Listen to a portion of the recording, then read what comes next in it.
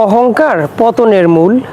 জুলাইয়ের অন্যতম বিপ্লবী নেতা হাসনাত আবদুল্লাহকে নিয়ে হাসনাত আবদুল্লাহর আসনের যে বিপরীত পার্টিতে যে বিএনপি যে নেতা মঞ্জুরুল আহসান মুন্সি মঞ্জু, তো উনি হাসনাত আবদুল্লাহকে বলেছিলেন তার বংশ পরিচয় কী, তার কি কোনো বংশ পরিচয় আছে, সে কেন এমপিতে হয়েছে, মানে এই ধরনের আক্রমণ। তার কি বংশ পরিচয় আছে, সে কেন এমপি হবে? অথচ এই ছেলেগুলোর কারণেই তো আজকে আমরা কথা বলতে পারছি, আপনারা কথা বলতে পারছেন। তো এরকম আক্রমণ করেছে। আজকে সেই লোকের মনোনয়ন বাতিল হয়েছে, মঞ্জু সাহেবের মনোনয়ন বাতিল হয়ে গেছে। অর্থাৎ ছাত্র পরীক্ষা ফার্স্ট ফেল তো পরের হিসাব, ছাত্র পরীক্ষাতে মানে ফর্ম ফিল আপই করতে পারছে না, আর তো পাস ফেল পরের কথা। তো হাসনাত আবদুল্লাহ কিন্তু এখনও মাঠে টিকে আছে, আপনি কিন্তু আউট হয়ে গেলেন।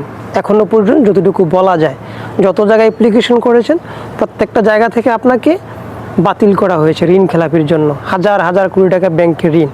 আর আপনাদের মতো মানুষ আসছেন সাধারণ মানুষের সেবা করতে নাকি? এখানে বিরোধিতা করা আমার লক্ষ্য না। তো আল্লাহ তাআলা কোরআনে বলেছেন যে হে মানুষ, তোমরা অহংকার বশবর্তী হয়ে জমিনে চলো না। কারণ তুমি কি পারবে জমিনকে ফেটে ফেলতে? তুমি কি পারবে উচ্চতায় পাহাড় ছুঁয়ে ফেলতে? সূরা বনী ইসরাঈল আল্লাহ বলে দিয়েছেন। তো সুতরাং এই মুখটা খুব ইম্পর্টেন্ট।